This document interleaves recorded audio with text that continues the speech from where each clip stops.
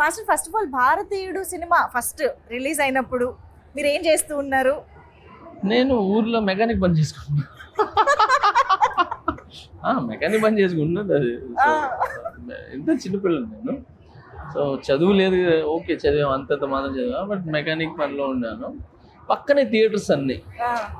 ఎక్కడ ఎక్కడ ఇది? నెల్లూరులో. నెల్లూరులో నెల్లూరులో పక్కనే థియేటర్స్ అన్ని పక్కనే. సో అక్కడ అర్చనలో నర్తికి థియేటర్ దేంట్లోనో ఈ సినిమా 3వ హాల్లో దేంట్లో ఉండాలి. సో మా అక్కడే షాప్స్ ఉండేది కనకమాల్ అక్కడంతా కూడా. సో అక్కడికి వెళ్ళినప్పుడు ఈ సౌండ్స్ ఎక్కువ వినపడతా ఉండేది. అంటే పాటలు అప్పుడు మేము వెళ్ళిపోయేది, ఛాయ్కని వెళ్ళిపోయేది, పాటలప్పుడు పాటలు వినేసేది వచ్చేసేది. సో అలా అలా చేసుకుంటూ అంటే అది వేరే ఆ రోజులు ప్యూర్. అది అప్పుడంతా ప్యూర్గా ఉండేది. ఆ స్ట్రీట్స్ కానీ జనాలు నిజంగా చెప్పినా చాలా ప్యూర్గా ఉండేది. సో ఆ టైంలో ఈ సినిమా రావటం అంటే అప్పుడు కొత్త ఇవన్నీ.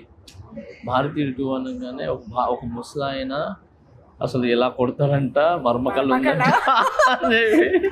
మీరు ఒక 3 మర్మకళ ఇది చేసి చూపించాలి. అంటే మీ నుంచి స్టెప్పులు ఎప్పుడు మేము చూస్తాం. నాకే మర్మకళ రాదు. భారతీయుడు సినిమా ఎన్నిసార్లు చూసాను. ఇలా అంటారు ఇది కూడా ఉంది. ఇలా ఏదో ఇలా పెట్టి ఇలా గుద్దితే ఎప్పుడైనా ప్రయోగించారా ఎవరి మీద? చిన్న సినిమా చూసి వచ్చిన అదే పని. చిన్నప్పుడు ఎవరైనా మాట్లాడినా ఎవరైనా ఏదైనా చేసినా అలా ట్రై చేసేది. బట్ మజాక్ రా బాబు అని చెప్పి మళ్ళీ, కానీ వచ్చేది కాదు అది మా అందరికి.